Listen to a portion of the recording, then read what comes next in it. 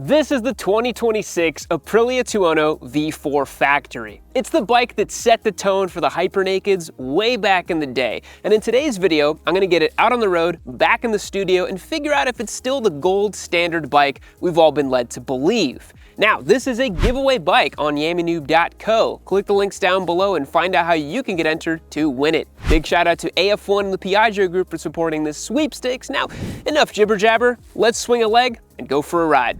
All right, boys, Aprilia Tuono V4 Factory. What a treat it is in 2026 to be doing big, powerful V4 King Kong motorcycles. Some housekeeping things first. You'll notice there's a slip-on exhaust on this machine. I did buy it brand new, and I've been riding it around for a little bit, and I just thought there's no way I can put this on YouTube without putting a little bit of something for the pipe. So your audio quality will be very nice with this machine.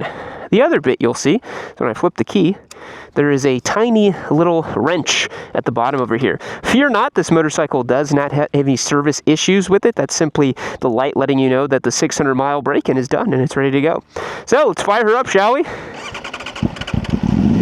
Ooh, V4 sounds, baby. Is there anything better? God, that is so good. That is such a nasty sound out of this thing. You guys drop a comment down below. Is it the best sounding motorcycle? I kind of tend to think so. Oh yeah, one more housekeeping thing. We are giving away a Porsche. Click the link down below to rearviewclub.com. That's part of our new channel, The Rear View, where we're doing automotive content, and we're giving away a Porsche. So hit that link down below and check that out. Right, Aprilia Tuono V4. Gosh, this thing is so good, man. What makes it so good? So Aprilia has been polishing and refining this platform for so many years.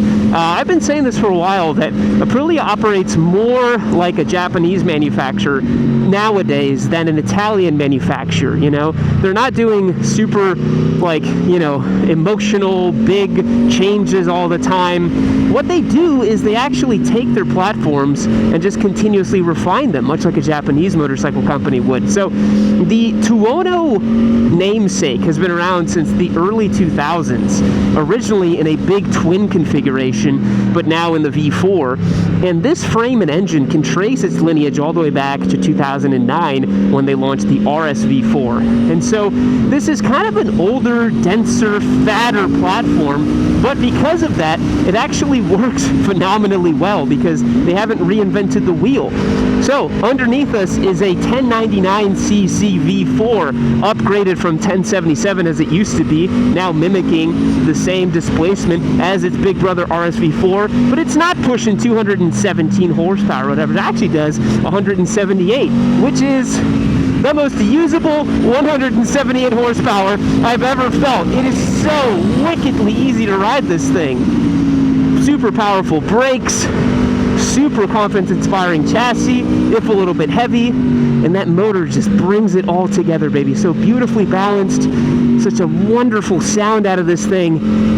Oh, it's just heaven on earth, isn't it? And it's interesting because a lot of the Hypernaked bikes nowadays are all pushing 200 plus horsepower. BMW M1000R, Ducati Street Fighter V4, it's all 200 plus stuff, right? But honestly, I know this sounds crazy, but because of how usable and easy to ride this bike is, I think this is as fast, if not faster, in the real world. I really do. It's just remarkably simple to ride. Such a sure-footed chassis, and in this factory configuration with the semi-active Olin suspension, oh yeah, let that thing eat. Yeah, baby, V4 doesn't get any better than that, does it? Wow. I'm just, my inner squid is just absolutely awakened when I have this thing. Holy crap, it's so good. Well, where was I? Semi-active suspension. Yeah. So it's like, when I first got it, all I did was I put it in sport mode, which it has been in sport mode the entire time. And I never took it out of sport mode. You go in the settings and you just dial in your weight, and then the bike literally feels perfect. There is no setup, there is no changing.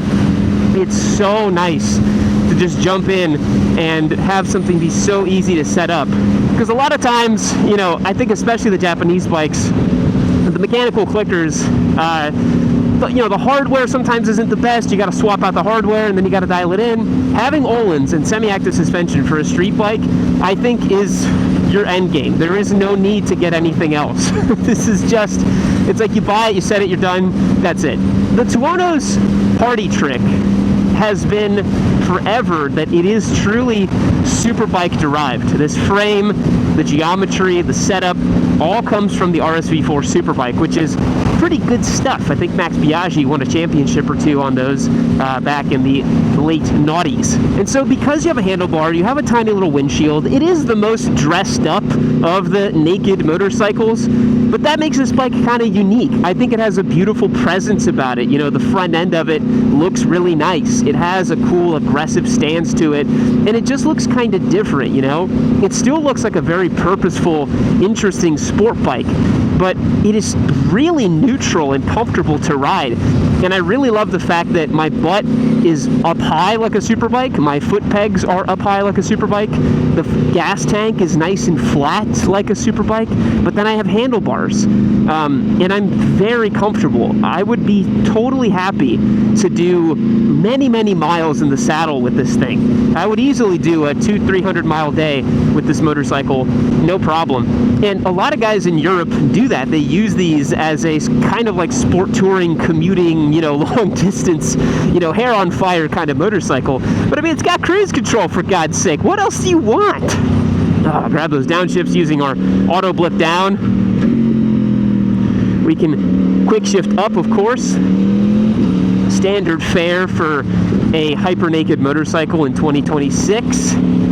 Electronically actuated throttle, which they've made some changes to, because I've ridden two prior generations of Tuono V4s. We actually gave one away in 2022, and one of the things I mentioned about that bike was I thought the throttle was just a little too snatchy, a little too aggressive, and there was no way to find a setting where it didn't do that. Aprilia has made some ECU changes to this generation, and everything is just like, oh, it's so buttery smooth to ride, you know? Like really, really nice to just pick up the throttle, float with it down the road, and just enjoy it, you know? Like it just, oh, it's so nice the way it just picks up off the corner, the throttle, it's sublime, man. This thing really is magical.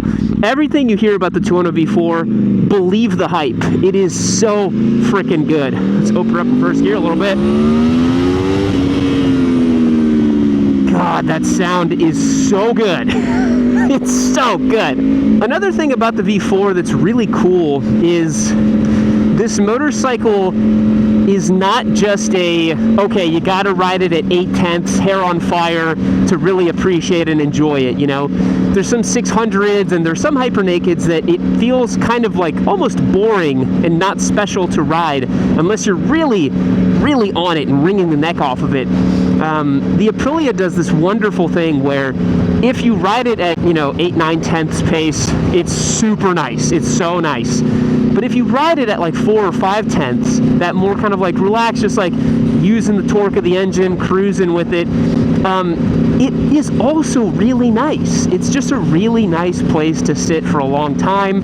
It's a lovely, you know, sound at any RPM. You know, some engines sound really good at low RPMs. Some engines sound really good at high RPMs. I just think the way that this thing comes on the boil and the way it changes the sound as the RPMs build, goodness, it is just wicked. Like low down, it sounds like a grumbly muscle car, and then when you open it up, it sounds like a GP bike. It's so sick. And I know that's a cliche. It doesn't sound like a 22,000 RPM GP bike, but you know what I mean, right? Like a V4 at high revs is really special and really nice. You know, in thinking about continuous refinement on the Tuono, another area that Aprilia has done tremendous work, and this is trickled down from their MotoGP technology, it is the electronics on this motorcycle. They're so imperceptible, and yet they all come together in such a beautiful way. You know, in combining the new winglets and aero with the downforce, you know, the amount of wheelie that you get is really like almost, you have to really try to wheelie it out of corners. Like you got to really put your butt back in the seat and crank on the throttle, and it'll do it, and it floats it in this beautiful way. But of course, it's got a super sophisticated suite of electronics. It's got a 6-axis IMU, all the good stuff on it, and it really makes a big difference. It's so ridiculously confidence-inspiring to ride. Tight corners, sweepers, highways. Is there anything the Tuono can't do? I don't really think so. Oh goodness, it is just delicious to ride this motorcycle. It is so nice. Well, it makes a humongous first impression. It is super fun to ride. Let's get this bike back in the studio and talk through the nitty-gritty particulars of the engine, the frame, and the overall design of this motorcycle. The Aprilia Tuono V4 has matured into the hyper-naked you'd be willing to take home to meet your mother. While motorcyclists and manufacturers alike love to fetishize the latest and greatest, Aprilia knows that nothing good comes quick or easy. So they've whittled away at this platform for nearly 2 decades to get it to what we see here today. Because unlike other hyper-naked motorcycles, take the Super Duke for instance, that are hyper-naked bikes first and foremost, the Tuono was born of a race bike, and that inherited DNA results in an unrivaled riding experience. It has a compact V4 engine, an aluminum twin spar frame, and a purposefully curated mass centralization. Let's take a closer look at the heart of this machine, the engine. As I mentioned in the on the bike portion, this motorcycle uses a 1099cc 65-degree V4 engine, bumped up from the earlier 1077cc's of displacement. Displacement creep is a fact of life in the modern world, as bore and stroke is altered and internals are refined in order to maintain emissions compliance as years go on. Because let's be real, 2009 was an entirely different world than 2026. What did we really expect Aprilia to do here? It also makes it easier because the RSV4 is 1099 and this is now 1099. I think they just kind of keep things simpler. Now, despite these tweaks and updates, the core philosophy remains the same.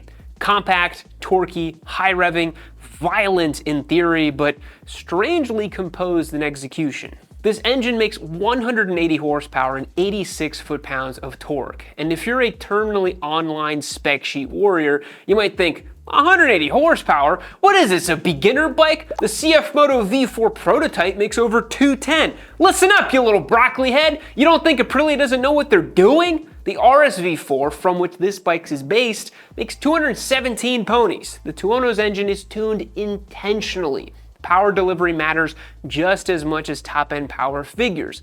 Also, this bike has a different gearbox and gearing than the RSV4, making it nasty. It's not unwieldy or unsettled, it is refined and competent across the entire rev range. But let's be real, you're gonna wanna get this engine as close to 13,000 RPM as possible if you are to extract the most intoxicating noises in all of motorcycling. The last thing worth mentioning about this engine is its counter-rotating crank. Another trickle-down feature from Aprilia's racing program, this design reduces the gyroscopic effect, making a noticeable difference in how willing this bike is to change directions side to side. But an engine means very little without a great chassis. The Tuono V4 shares its aluminum twin spar frame with the RSV4. The wheelbase comes in at 57.4 inches with a 25-degree rake and 107 millimeters of trail. Those are pretty close to superbike proportions, but the Tuono leverages that with modified ergonomics. We've got this wide handlebar replacing the clip-ons and a slightly more human seating position. It's not a cruiser, don't get me wrong. You've still got really high rear sets and a really high seat to retain high lean angles. And since this is the factory trim level of the Tuono we're working with, we've got the real good stuff. We've got semi-active Olin suspension in both front and rear. The system adjusts hydraulic calibration in real time based on riding conditions, which is pretty trick stuff. Sensors feed real-time data to the ECU like braking inputs, throttle position, lean angle, and road surface variation, and all of this is used to calculate continuous damping adjustments. So, when you're riding hard, the bike will tighten up for sharper handling, and when you're riding more laid back, cruising around, taking advantage of those 89 foot-pounds of torque at the speed limit, it will soften and be less punishing on your spine and hindquarters. It can be manually tuned or automatically adjusted. And for the street rider who moves between track days, weekend twisties, or commuting, the semi-active suspension is a game changer, and it feels incredible. As for the braking department, the Tuono V4 uses Brembo style EMA calipers, biting down on dual 330mm rotors up front. This is the top of the line stuff you'd expect to find on a flagship machine, so no surprises there. Those calipers are accompanied by a radial pole master cylinder, steel braided lines, and cornering ABS. It's a track-ready bike that also has cruise control.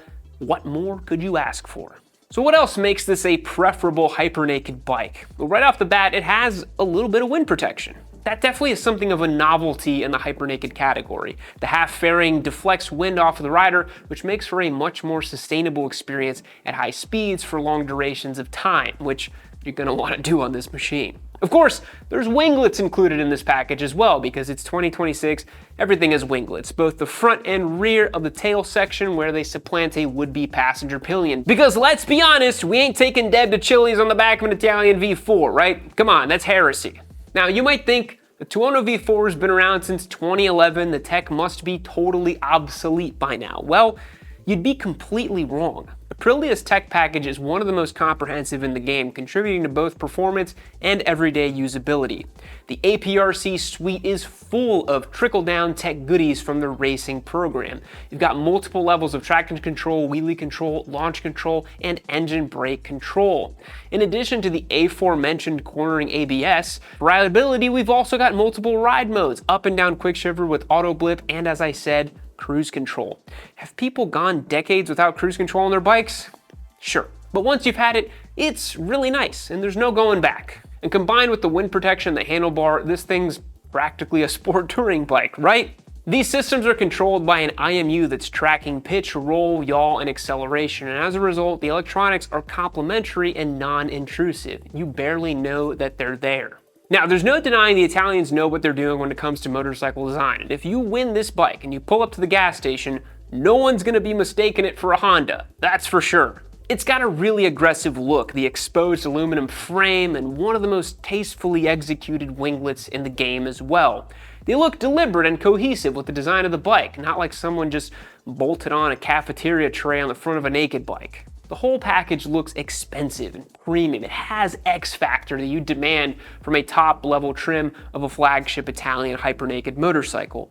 The lines, the silhouette, the base of the bike, it doesn't feel over the top, excessive, or even insect-like like some other competitors in the class. I mean, look at the MT10 and then look at a Tuono. Come on, it's not even fair at that point. It's dramatic, charismatic, and cool without being tacky. The V4 is the complete package. It might not be the lightest naked bike around, weighing 460 pounds and 180 horsepower, might not sound like the most in the category, but it's the most studious, the most mature, and of course, the best sounding bike in the category.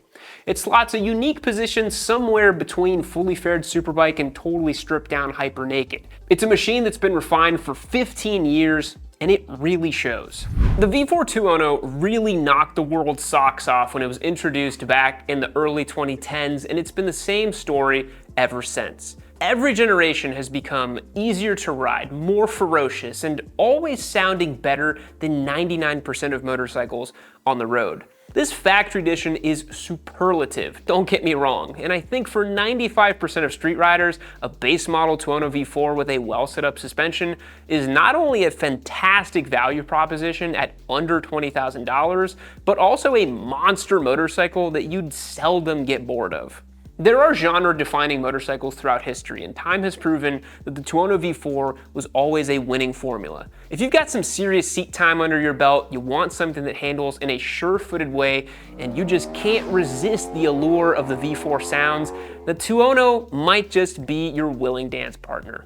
It's hard to fault this motorcycle. The only items I can come up with is that an exhaust modification is necessary to truly hear it. And unless you do a simple slip-on like we've done, it is a gigantic pain in the butt to install a full system. But the best part is, if you do a slip-on, you don't really need to do an ECU flash. You just need a servo buddy for the little exhaust motor. Additionally, servicing a V4 is typically much more time and labor intensive over a traditional inline 4 from Japan, but we've discussed at length the pros and cons of both layouts, and I think the auditory benefits of the V4 make it superior to an inline 4. Now, Aprilia has gotten their products in a pretty reliable state of tune, but there will always be a little bit of strangeness with owning an Italian motorcycle. But out of all the oddball or low volume stuff out there, the V4 is actually a pretty normal and livable bike. You can comfortably do 3 or 4 hours in the saddle of this machine, chuck on cruise control, and enjoy yourself. Then